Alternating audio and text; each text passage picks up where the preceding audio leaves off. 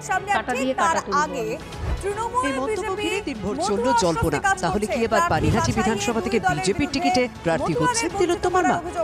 শেষ পর্যন্ত যখন বিজেপির দ্বিতীয় দফার তালিকা প্রকাশ হলো, তাতে উত্তর 24 পরগনার একাধিক আসনে প্রার্থী ঘোষণা করা হলেও তাৎপর্যপূর্ণ বিষয় হলো 112টি আসনের মধ্যে পানিহাটির নাম ছিল না।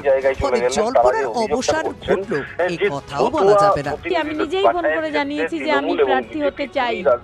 আমার মেয়েকে কেউ ভোটের ইউজ করুক সেটা আমি চাই না। 2024-এর 9ই অগস্ট বুদ্ধদেব ভট্টাচার্যের শেষ যাত্রা যখন কলকাতার রাজপথ ধরে এগিয়ে চলেছে, ঠিক তখনই একমাত্র টিভি নাইন বাংলাতে বিশ্বজুড়ে তোলপাড় ফেলে দেওয়া সেই খবর দেখানো হয়। আরজিকরের চিকিৎসক পড়ুয়ার ধর্ষণ খুন।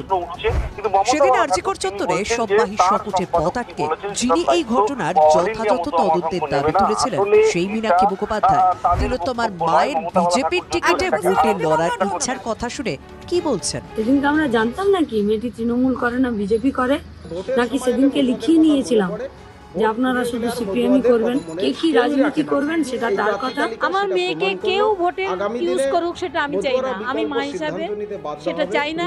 সেই জন্যই আমি বিজেপিতে যোগ দিতে কাটা দিয়ে কাটা তুলবো আমি। এই মন্তব্য ঘিরে দিনভর চলল জল্পনা।